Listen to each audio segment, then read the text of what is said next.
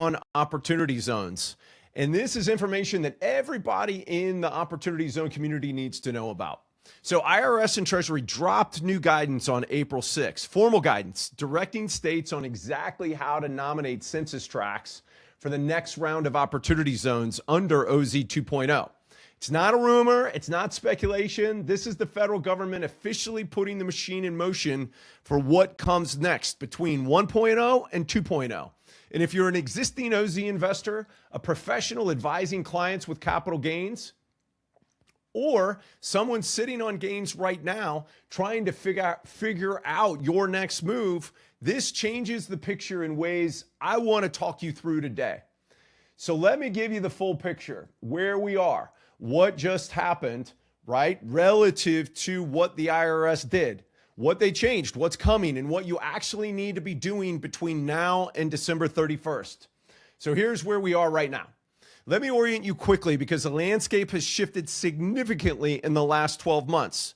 July 4th, 2025, it was a hot day in DC, and I was right there on the White House lawn. I saw a guy run from Capitol Hill over to the White House. I was worried that he might be somebody that was attacking, but it turned out that he was escorting the one big, beautiful bill over.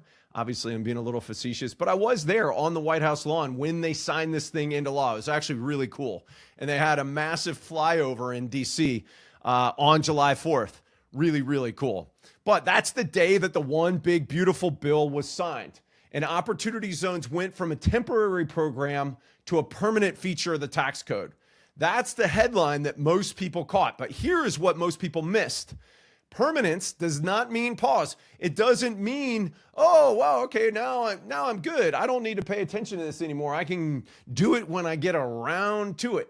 No, it means that the clock on two things started running simultaneously. Clock number one, December 31st, 2026. That's the recognition date for every original OZ investor. If you deferred gains into a qualified opportunity fund under OZ 1.0, that deferred tax bill comes due on December 31st, April 15th, 2020, on December 31st of 2027. And so then on April 15th of 2027, you are writing a check to the IRS. That date has not moved. That date, not negotiable, and it's 8.5 months away. Clock number two, the OZ 2.0 designation process. And let's talk about clock 1.5, which was buried into this guidance that the Puerto Rican zone designation, right? So the whole island, basically 98% of the island of Puerto Rico got to be designated an opportunity zone. That designation goes away December 31st of 2027, as opposed to December 31st, 2028. All right. Additionally, what the IRS just did on April 6th of 2026, Treasury and the IRS issued Revenue Procedure 2026-14.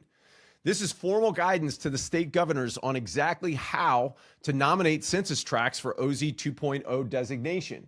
Here's what it means in practical terms. Starting July 1st of this year, governors have 90 days to submit their nominated census tracts to Treasury. Treasury then certifies and designates those zones. New OZ 2.0 zones go live January 1st of 2027. There are 25,332 eligible census tracts being considered. Of those, 8,334 are rural. And rural is a big deal under the new law. I'll get to that in a second.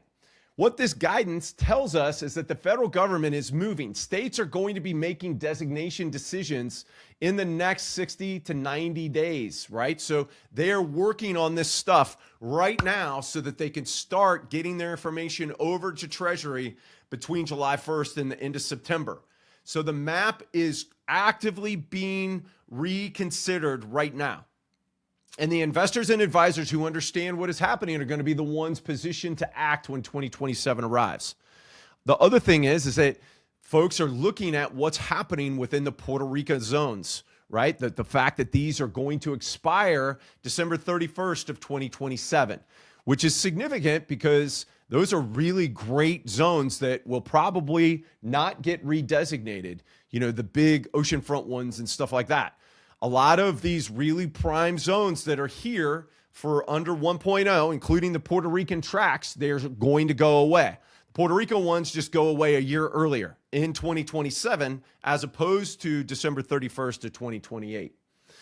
All right, OZ 2.0, what you actually need to know. I'm going to give you the most important pieces of OZ 2.0 without the noise. First, the deferral is now rolling. Under OZ 1.0, everyone deferred to the same fixed date, December 31st, 2026. Under OZ 2.0, for investments made after December 31st, 2026, which they have to be in order to go under 2.0, the deferral runs 5 years from the date you invest. A 5-year interest-free loan from the government specific to your investment date. Second, the 10-year gain exclusion is fully intact.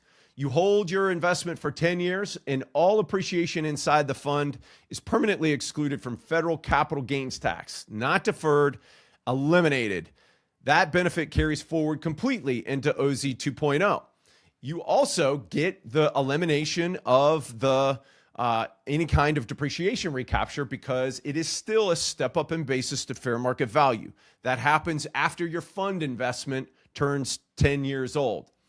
Third, rural is where the enhanced benefits live.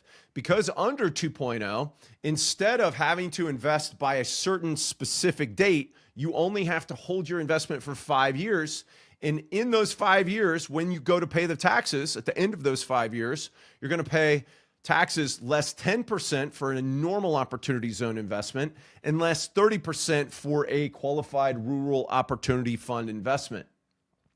Because your basis step up at year 5 is 30% instead of 10. And the substantial improvement threshold for rural deals on existing buildings drops from 100% to 50%. This is a significant structural advantage. Try saying that 3 times fast. And we are seeing real capital move in that direction already. We're seeing tons of interest in how people can do rural opportunity zone deals. We're actually seeing lots of interest from other branches of the federal government who are trying to figure out how they can use this rural qualified opportunity zone deal as a pinch point, very similar to what they did under 1.0, in order to align kind of disparate programs. How can they take the best of different things and combine that into a really, really impactful program in order to drive the things that America needs right now? One of those is domestic manufacturing. The president really wants to bring, and the administration wants to bring manufacturing back to the United States. So they're trying to figure out how they can take the awesome benefits under opportunity zones and couple them in with other programs like hub zone certification, like new market tax credits, and other different types of incentives in order to really juice what you can do inside of a private investment. They're really wanting to get private investment dollars into domestic manufacturing. They also really want to utilize this as a focal point for energy production too. Really good signs that the administration is talking about these things. And the great thing is that they're trying to use opportunity zones as that kind of enzymatic flex point and pinch point in order to bring these programs to bear and to make them really, really powerful. By themselves, they're great, but man, once you unify them, they really become significant and I think will really attract private investment dollars. Fourth, the eligibility threshold tightened. Tracts now need to meet 70% of area median family income instead of 80%. Also, the contiguous tract provision is gone. The new map will be smaller and more targeted. That matters for anyone evaluating deals in 2027.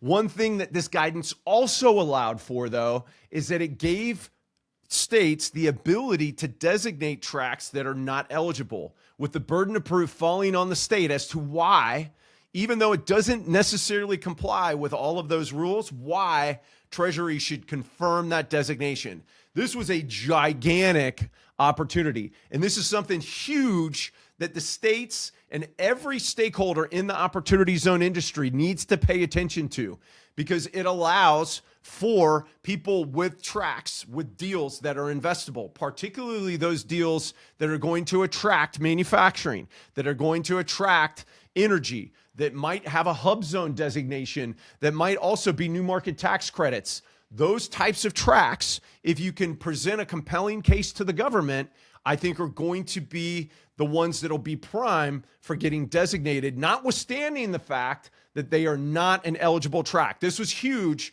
that Treasury allowed the states to do this. And so the stakeholders, both the ones that are designating the tracks and the governor's office and the private investors who are working on deals that you really want to get designated, go make your case with the state to Treasury and see if you can't get that non-qualifying track designated.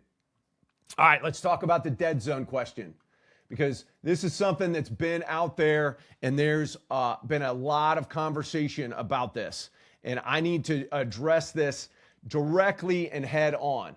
Is that people are saying that, oh man, because of what's happening with with this window at the end of 2026, should I just wait for 2.0? Should I wait till January 1st of 2027? And here's my honest answer. If you have gains right now, waiting is a bet. You're betting that the deals available in 2027 will be better than what's available today. You're betting that your specific gains will time out in a way that works cleanly with the 2027 rules. And this is where you need to pay attention to that bet. It's just like going into the casino. You need to pay attention to the rules of the game. And these are the rules of the game relative to opportunity zone deferrals. Is that if you do not have the ability to time your gain, or there's a question about how you can do that, you need to make sure that you get your gain into a fund right now. Or you need to be having a conversation with somebody like us who can specifically walk through your gain and then can give you specific guidance on how you could potentially stretch it into 2027 so that you can invest under 2.0. But you got to make sure that you do it correctly. And this is a big bet because you're betting that the transition guidance Treasury is still working on will resolve in your favor, right? Relative to if you're going from 1.0 to 2.0, that kind of thing. And you got to be careful with that. So that's a lot of bets to make with real money. Now, here's the cool thing about a solid bet. This is a done deal. Something that we absolutely know is that the 10-year gain exclusion is available right now. Deals that exist today might not exist in 2027, right? And developers, I know a number of them who have projects right now, and they are not going to be able to hold it for investors who are waiting.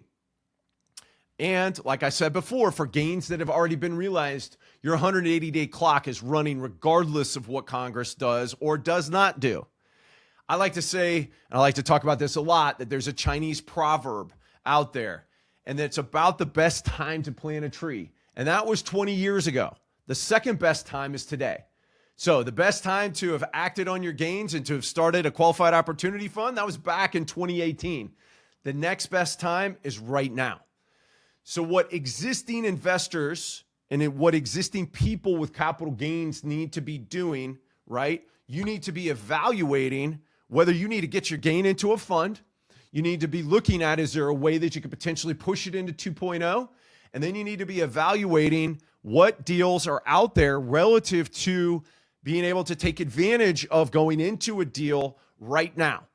One of the huge things that's available, and that there are a number of funds that are assisting investors with this, is that because the date certain, right, that December 31st, 2026 was attached to a date, the legislation that was passed originally required that if your gain had gone down between when you invested and December 31st, 2026, they had to do that in order to get investors comfortable with going into these perceived risky investments.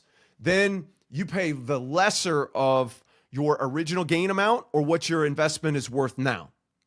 That presents a unique window to be able to go into a deal between now and the end of the year that is going to have a reduced book value.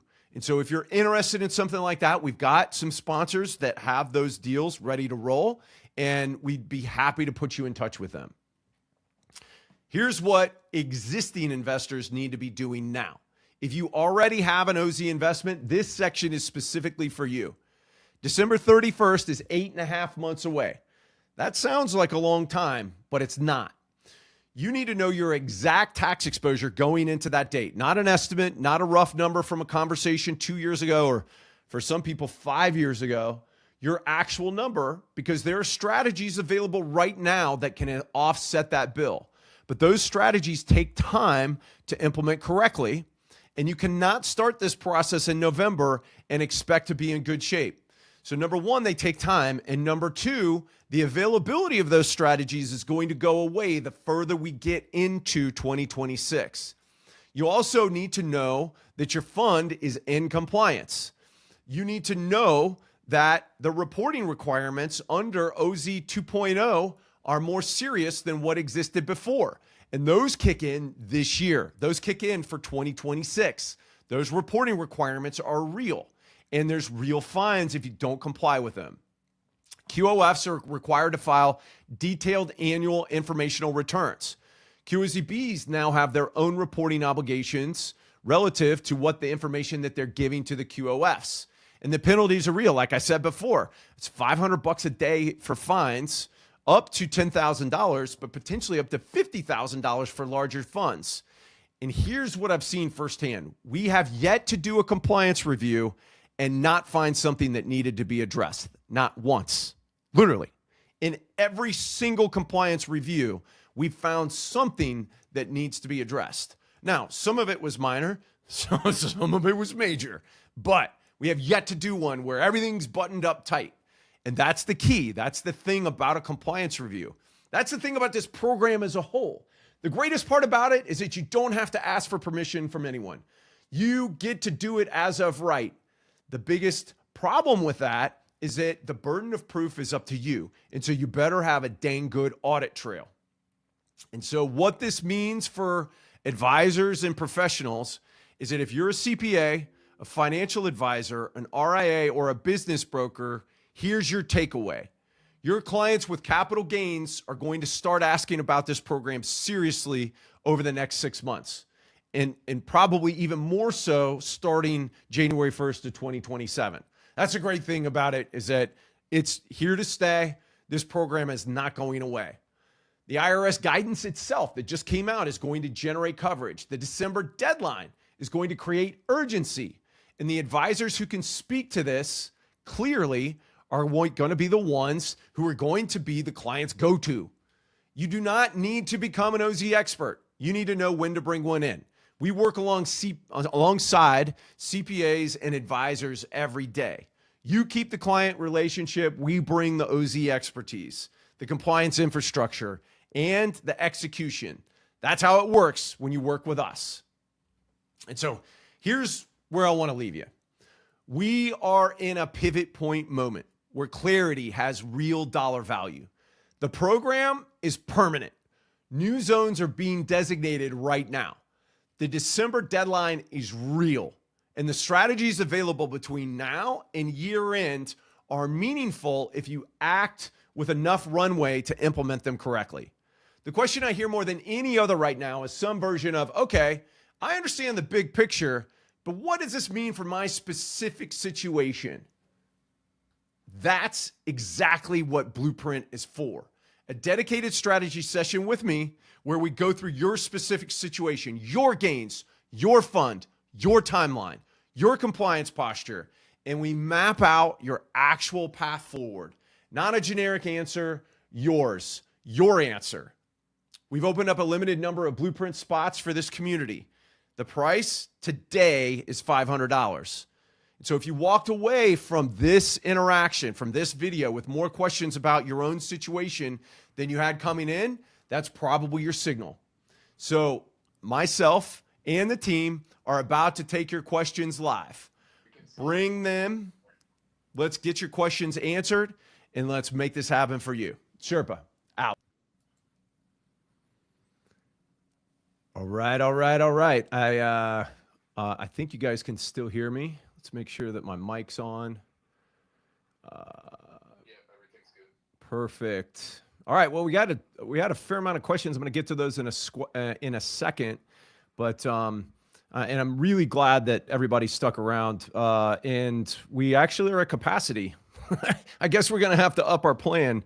on Riverside. This is a new platform that we're trying out, and man, we love it. It's actually been amazing at what the capacity and like what it does. But unfortunately, it caps us out at 100 participants. So if you're in here and listening now, you're one of the lucky ones because there's been a bunch of people that have been turned away.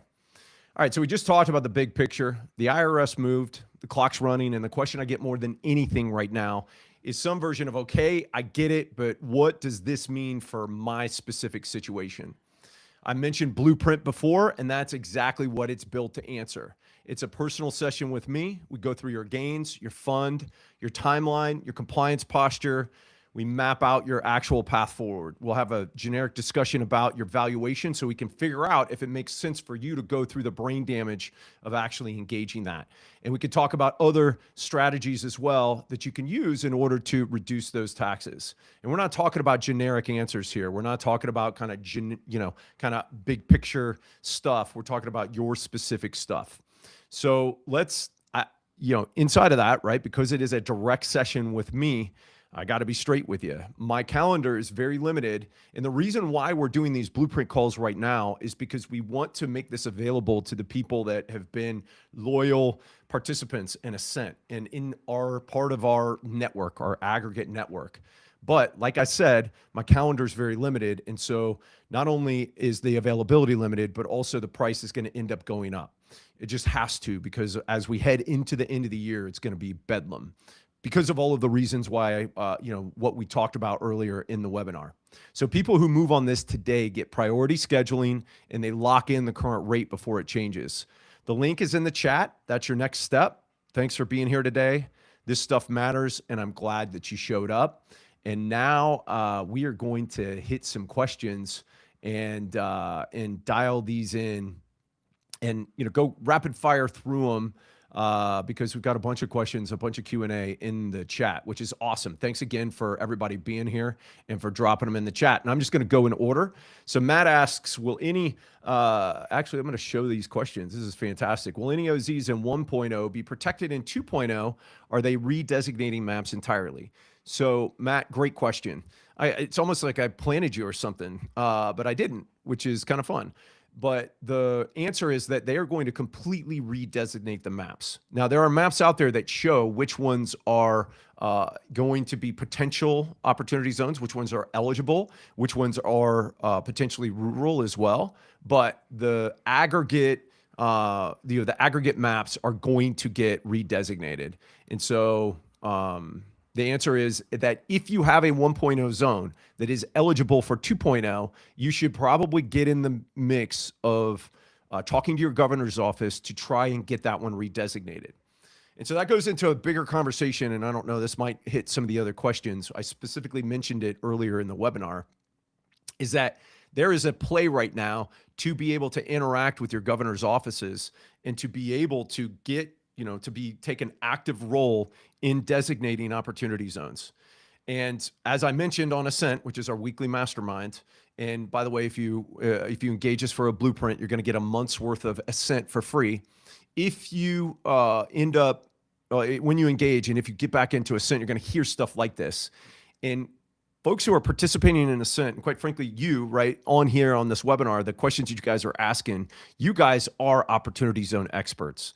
And so we need you to be interacting with the governor's offices because you guys are doing the deals in the zones. You need to give them your input. You need to tell them about deals that are getting done. You need to tell them about zones that may, be a great opportunity zone designation, but that's outside of the current limitations. That's one of the great gifts that we got from Treasury in that RevProc that is the basis of why we're talking here today. So get in the game, right, and reach out to your governor's office. All right. We're going to hit the next one. Cecilia asks, will property and businesses operating in zones expiring in 2027, PR 2028, be able to qualify as qualified opportunity zone business property for OZ 2.0 fund investments if acquired but not substantially improved? For businesses, will their stocks cease to be QOZ BP? Man, once again, great questions. I couldn't have planted that one better. This is one of the ones that I've been talking to Treasury about all, in talking inside of the Novogradac working group to say, listen, this is a big one that we need inside of the transition rules. And we have specifically been asking Treasury for this information. Okay, what's it going to take to get grandfathered? Absent absent grandfathering language, we don't really know how people are going to be grandfathered. I think that you can reasonably take the position that if you're an operating business and you're operating in a current census tract, that you're going to be able to do so until 2047, and that your stock will continue to be qualified opportunity zone business property. So I think that is a reasonable assumption. Absent Treasury telling us otherwise, with specific transition rules, which would then govern how you do that, right? So maybe you got to have a lease in the opportunity zone. Maybe you got to have something else that documents that you are actually operating in a 1.0 tract prior to December 31st, 2028 or 2027, to your point in Puerto Rico. Then yes, I think you can. As it relates to phased projects, we don't really know what the answer is going to be on that. And that's one of the things that we've been really asking Treasury for, is some kind of guidance about, like, how do you actually get the ability to be able to take money into a deal after the zones expire. So it's pretty clear that as a 1.0 deal, you're going to be able to take money from a 2.0 fund all the way till December 31st of 2028. Till December 31st, 2027, if you're a Puerto Rican tract. But the question is what can you do after that? And so that's what we're really trying to get Treasury to answer for us. So Cecilia, thanks for your question. Appreciate that. All right, so Yuri asks, if a property inside a QOZB is built using a mix of qualified funds coming from an OZF and hard money loan, let's say 50-50, in 10 years when the property is sold, what portion of the capital gains is federal tax exempt? If it's a loan, all of it. So it's just your equity that has to be qualifying. Now, if you have qualifying and non-qualifying equity, then at that point in time, you're going to be splitting it in accordance with what the percentages are between qualifying and non-qualifying. But if it's just debt, then you're good. 100% of it's going to come out tax-free. Now, here's where it gets a little bit tricky, is that potentially if you overfund it with debt, so like let's say you put $100,000 of capital gains in, and then you loaned in $900,000, or let's say you loaned in $1 million or $2 million of your own money, then I think the IRS has an argument that that a portion of that is really non-qualifying equity, which is why we highly recommend that kind of 90-10 test, that get at least 10% of your project costs to be capital gains, to the extent that you've got other equity coming in or other debt that's related party. Now, if you've got a lender that'll fund the whole thing, then like a hard money lender, that's totally fine. Grant asks, I funded my OZF in December 2024 and again in December 2025. Are my taxes due April 27th, 2026 on those gains, or do I have 5 years from the 2024 deposit? Great question, Grant. And the answer is that anything that comes in prior to December 31st, 2026 into a fund is going to be due April 15th of 2027.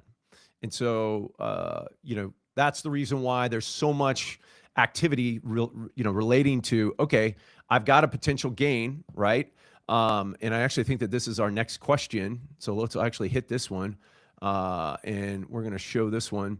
Do reinvestment of gain into a QOF within applicable 180-day window constitute a qualifying investment in 2027 under 2.0, which would provide them with enhanced tax benefits such as 5-year deferral? And unfortunately, I guess the question is timed out on that one. And the 30% rural zone basis increase if it held for 5 years. And the answer is yes. So the key thing is that you've got to make the investment after January 1st of 2027. So what we're doing, and we've actually done a number of these blueprint calls already, and they've actually been going fantastically. And a lot of what we're doing inside of that is this specific exercise. Okay, you had a gain, you're having a gain in a partnership. How long do you have until when can you put that in? And so if you have a gain in a partnership anytime during this year, you can put it into a 2.0 zone at any time in 2027 up till September the 10th. And so we're then also looking at, okay, I'm selling a property that I own in my individual name right now. Is there a way that I can stretch that so that I can put that money into 2.0? Yes, you can. There's a couple of ways that we do it. One involves a 1031, where we put the money with a QI, and then we pull the money out, at the end of your 180 days. That'll get us past the July 1st deadline. And the July 1st cutoff, well, it's actually like July 2nd or 3rd in order to get the 180 days to be past January 2nd. So that way you're putting your money in 2027. But these are specifically the things that we're doing on the Blueprint call. So appreciate that question, Frederick. All right, Rick, I'm pulling him on now. What's the time period to defer gains that are K1 gains if those gains are received right now? Great question. Once again, this is one of the ones that we're regularly hitting. And I just hit this, but it's going to be September 10th of 2027. So if it's coming off of a K1, so that's a partnership or an S corp, and make sure that it's truly coming on a K1, that's going to be due. You're going to have the ability to start your 180 days either on the date of sale on December 31st or on the partnership tax filing deadline, which is typically March 15th. And so that would then push your deadline to September the 10th. Now you can't go into all three of those zones. You can't go into all three of those. Or if you do, you got to go one from the entity and then one from, you individually. So if you want to invest in the first 180 days, you're not going to be able to do it into the subsequent 180 days unless you invest from the entity. So you just got to be careful about that. All right. Vivek asks, if fund has been created but have not done anything in it yet, do any returns need to be filed when there has been no activity to date? So if you haven't put any money in it, Vivek, then no, you're fine, right? But if you put any money into your QOF, then yes, you need to make sure that you file a tax return and that you timely file your 8996. But if you haven't done anything with it, then you don't even have to file a zero return. Get that, get a lot of kind of adverse kind of stuff from CPAs on that. But yeah, if you have zero activity, you don't even have to file a zero return. Nate, is there a way to take the deferred gains from QOZ 1.0 and roll them into OZ 2.0? All right, Nate. So Nate's asking about the old trip and roll. And it's going to be highly, highly specific to somebody's individual situation. And I would say that you really got to be careful about it because you want to make sure that you have a compelling business reason as to why you're doing it. But technically, yes, if you have an inclusion event prior to December 31st of 2026, you can roll that money into a 2.0 deal. And so we're actually working with a couple of clients to create that and to then generate a memorandum that gives them cover so that way, at the very least, they're insulated from penalties from the IRS because they have a tax memorandum from a reputable tax professional that gives them cover on that, which will, hopefully be able to remove any potential penalties associated with that. Now, if you do it and you just do it as a roll, you got to be very careful because you could be subject to this substantial abuse. And I got to caveat that, right? That this would be one of the things that I think the IRS would have a very good claim on. So you got to make sure that you got a really compelling business reason. We got a couple of those that we've worked out with folks. Happy to discuss it on a Blueprint once again. Any word on making a gain triggering distribution from an existing OZ, then reinvesting into a new one to defer more and get into new OZ rules? Yep, that's what we just hit. So, John, appreciate the question. Thanks for being on here today, man. I feel like I'm in the presence of greatness. Big shout out to John Heyer. I was actually talking about you earlier, John. I've got a great, vehicle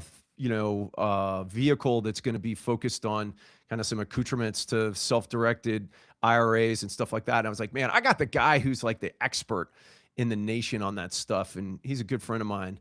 And so I need to get you guys connected, but thanks for being here today, John. Appreciate it. And yep. So you and Nate, like you said, you great minds think alike, right? So, all right. So David Sanfilippo, I had a large gain in 2020 and paying back the remaining in 2026 this year.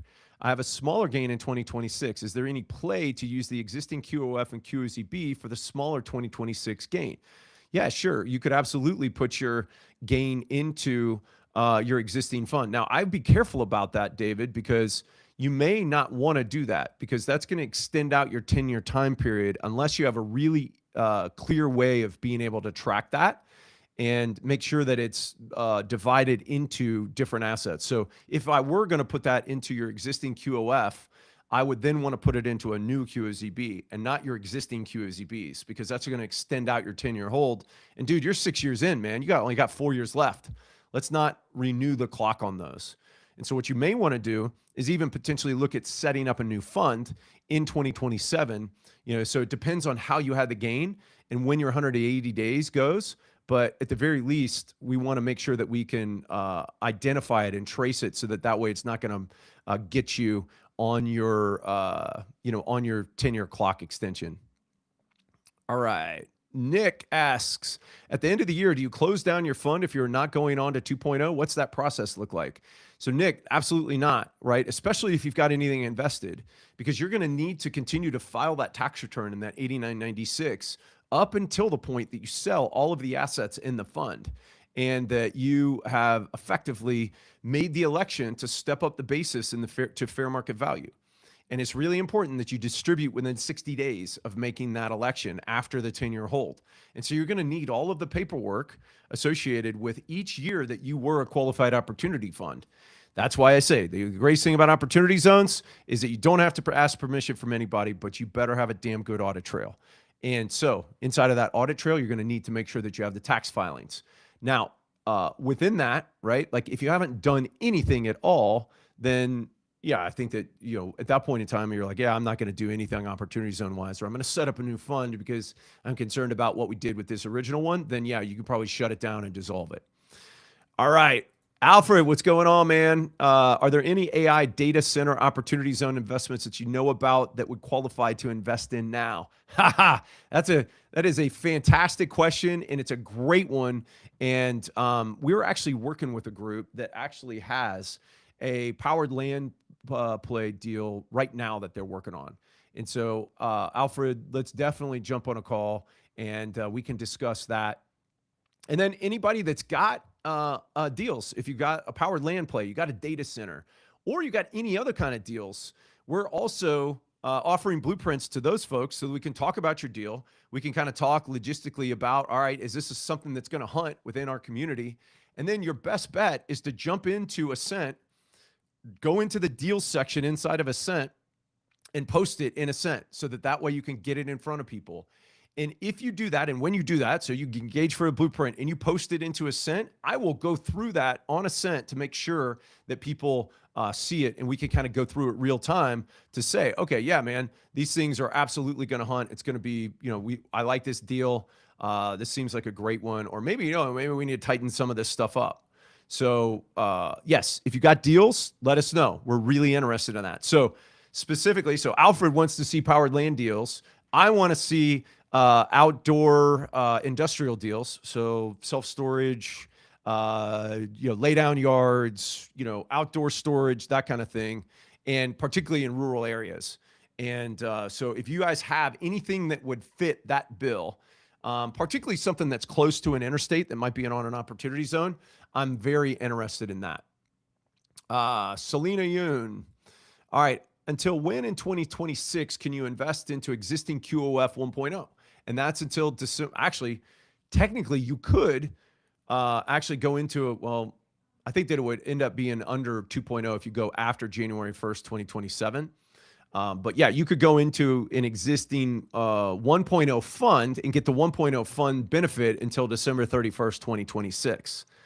Estimated fair market value 12/31/2026, likely to eliminate most of capital gains payable for 2027. So I'm assuming that you're talking about the valuation discount play. Now, the closer that you invest to December 31st, 2026, the lower the probability that you're going to be able to grab a substantial valuation discount. This is why we're talking about this with people right now, if they're planning on potentially doing something like this, because hey, man, if you invested on the 30th and then you're saying, oh, well, it immediately dropped by 50%. Well, that's going to be a tougher argument because you knew what the valuation was going to do, right, when you invested into it. So the longer lead time you have, the better you have on the discount analysis. So just pay attention to that, Selena. So you probably want to pull the trigger and get stuff happening fairly quickly. John Heyer. Do the extended gain contribution deadlines for cap gains that come through a K1 still apply under OZ 2.0? Absolutely. So you can choose to start, you could choose when you want those 180 days to start, John, under 2.0 in addition to 1.0. All right, on your this is David again. On my 2020 cap gain QAZB QOF, when is my last deferral payback year?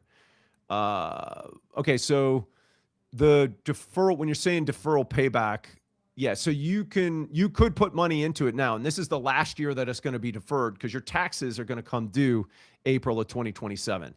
And I think that that's your question, David. If you've got further, kind of clarification on that, happy to jump into that. Arthur asks, can you detail what you see as the opportunity associated with a brand new project regarding this OZ 1.0 versus 2.0 bridge? Yeah, so I mean, the big thing is that 1.0 versus 2.0 gives you another a big 5-year deferral. And what's funny is that, like, when people have done the analytics on that, right? Like, it's real money. Like, I've had clients that have deferred $50, $80 million via the program. And they were able to play with, that's $50 million a gain. So it was a $20 million tax bill. And so they were able to invest that $20 million into their own deals while they were waiting on, having to pay it here in April. That's real money. They put $20 million to work over the course of like 5 years. And so if you can do that, that's significant cash. Just if you put it into T-bills, right? And that's going to be real money. And so that's the first benefit. Second benefit is that you're going to now get the 10% or 30% reduction when you go to pay the taxes. And that 30% rural, reduction, that's real money. That's real money to people. So it's a big deal versus 1.0 versus 2.0. Now, let's not discount the 1.0 opportunity that still remains in the context of this valuation discount, because I've seen some valuation discounts approaching the 50% range. And so if you could get a 50% discount on taxes that you're going to pay right now at known capital gains rates, that has value to it. So just something to think about. All right, man. Kevin's got a question in here. If I'm a developer sponsor and looking to capitalize on 1.0 map deal, one we know is phasing out with 2.0 maps, with 2.0 fund equity in 2027-8, during the overlap period, do I need to close on the land and structure under a QAZB prior to 1/1/2027? Not necessarily. You could.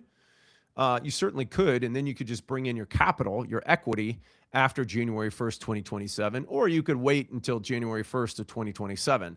Now, the key is that you better be in the hurry up, right? You better have all your ducks in a row and be ready to hit your capital raising, right, to hit the horses out of the chute January 1st of 2027.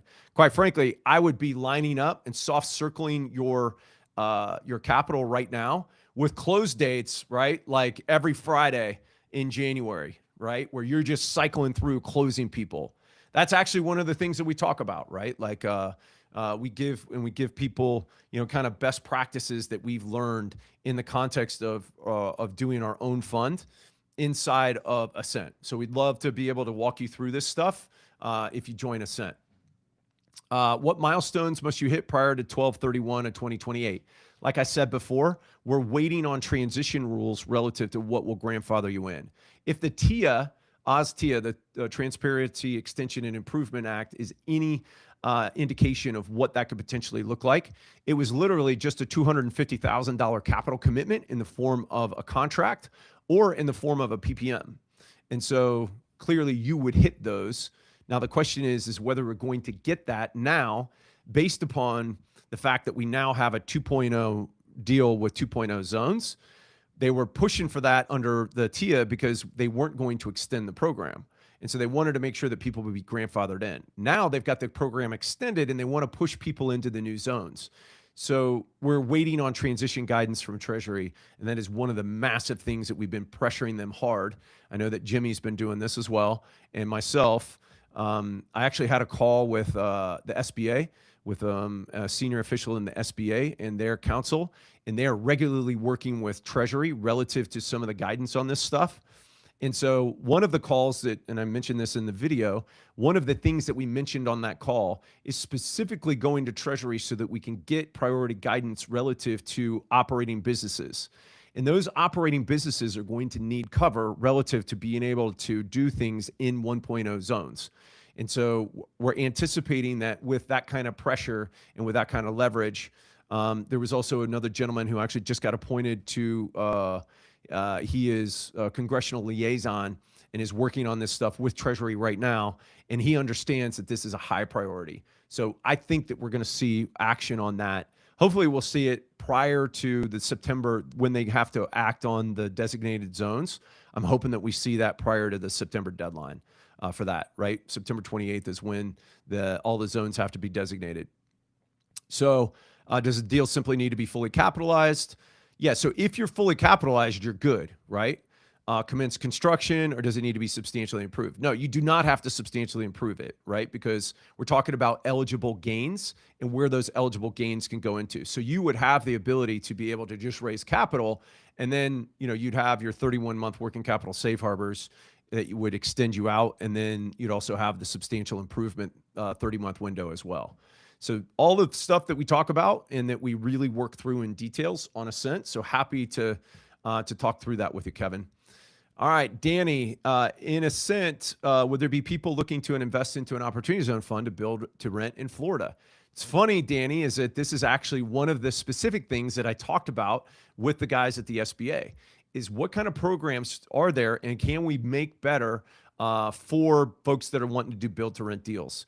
And so I've actually got, and all of this information is inside of Ascent, inside of Ozworks Group, inside of the community section, with the specific programs that SBA has out. And then we're going to be facilitating a roundtable with build to rent people with the SBA, because this is a massive focal point for them of getting housing on the ground. So the administration's current priorities are, and if anybody had any doubt about this, let me reiterate straight from these guys' mouth, housing and manufacturing here domestically. And that's all manufacturing, but it's particularly advanced manufacturing. They're really trying to bring that back into the United States, namely for national security reasons, right? We're seeing that at play right now. And so God bless them that there's it's actually teeing it up so that like when all of the offshoring happened in the 90s and the early 2000s, I was like, there's no way, man, that horse is out of the gate. There's no way that geopolitical situations are going to arise that are going to make it so that it actually could be affordable to bring those back on. Well, God bless them. They're actually trying to make that happen. And so it's going to be fascinating to see how much, traction actually happens with that, but pretty cool to see that it's actually happening and that the administration is freaking trying to line up every available resource that it has to make this as attractive as possible for people to bring that stuff back here to the United States. All right. So yes, there specifically would be, Danny, there would be people in Ascent that might be interested in that deal. You can join, you can post your deal in the deal section, and then I'm going to go over that deal live on Ascent. So look forward to seeing you there, man. All right. I set up a dental office in an opportunity zone. I rent the building from someone to avoid build or improve requirements. Office and employees are in the zone. Sell tax-free after 10 years. You better believe it, baby. I love that option because you don't actually have to own the building. You don't have to do substantial improvements. You don't have to do anything. And neither does the landlord. They can just rent you space. And so everybody that's out there that's got the spot in an opportunity zone, and we're working on an outreach program for this, is, man, you need to be paying attention to this because you guys have gold. You guys got diamonds in your backyard you didn't even know about. And so, yes, you could rent it to somebody, and that would absolutely qualify. So what we're doing, we're actively working with not only dentists, but financial advisors. We got a specific financial advisor package where somebody can come in and we can help them to either move their package. And we've got a partner that we work with that is actively trying to recruit people to join their kind of bigger organization and move into an opportunity zone. And we can show you how now your next 10 years comes out tax-free. We've got that partner and we've got that package ready to roll. So whether that's a financial advisor, whether it's a dental office, medical office, we're actually working with another group, actually a guy that used to work with me. His name's Graham, and they are doing ambulatory surgical centers. And we're working with him on those relative to being able to do that same thing on ambulatory surgical centers. So all kinds of different things like that you could do. And then to that end, if you're going to be developing the building and all that kind of stuff anyhow, put together your own fund, rent it out to your organization, the whole OPCO PropCo thing. That's one of the big things that we were talking about with the SBA too, is about a process so that they will educate their outside counsel about how to specifically deal with opportunity zones. Yes, you heard me right. The SBA at the top level is trying to figure out how they can streamline this process for opportunity zone investors to make it easier for them. God bless them. I think it's fantastic what they're actually getting done, our government workers who are in suits and ties and who are busting their tail. So if you wonder about whether your government is working for you right now, I can personally attest that the SBA is doing it. Kind of fun. David Garan says, can you summarize the OZ fund valuation discount strategy we could use prior to December 31st, 2026? Yes, absolutely. And effectively it's this. The legislators had to put this into the legislation to make it so that if there was perceived risky investments. And so people did not want to defer a capital gain, go into a risky investment, lose money, and then have to pay the original capital gain and have a phantom, basically a phantom gain at that point. And so they said that you're going to pay taxes on the amount of the original capital gain or the value of your QOF investment as of December 31st, 2026. And that is in the legislation. So that is legislatively mandated, right? Now, the Treasury came in and there's some certain add backs that you got to do if you've taken distributions or debt financed losses, right? That you got to be careful of. But effectively it's this. If you could go in and you could put a valuation discount on your property, and we can talk through the specifics of that, then you show that your value of your interest is worth less than what your original gain was. You pay the value of what your interest is worth as the taxable event on December 31st, 2026, that you pay April 15th of next year, as opposed to your original gain. So it presents a unique window between now and the end of the year to be able to go through this valuation exercise, to be able to get to where people can pay less money in taxes next April, which is, it is 364 days away, people. We got to count 364 shopping days until tax deadline. So make sure you guys get this process rolling, because it's amazing how quickly that freaking 364 days is gonna go away. So Arthur asks, does OZ 2.0 allow anything different regarding prior ownership of properties to be brought into an OZ project? Unfortunately, it does not. We're still saddled with the fact that it's got to be a new purchase. And we didn't see this in the legislation, but I would anticipate that we're going to see this in the regs, that date now has to be, actually it might be in the legislation. I'll have to go back and check that. But that it's now going to be that it's got to be purchased after January 1st of 2027, right? Well, actually, no, I don't think that that's in there relative to like previously owned pieces. So I don't know. I gotta go back and check that, and I'll dive into that specific issue relative to the 2.0 zones. Obviously, if it's a 1.0 zone, you could buy it after 2017, right? So after January 1st of 2018. But under the 2.0 zones, I would imagine that it's got to be purchased after January 1st, 2027. But I will confirm that.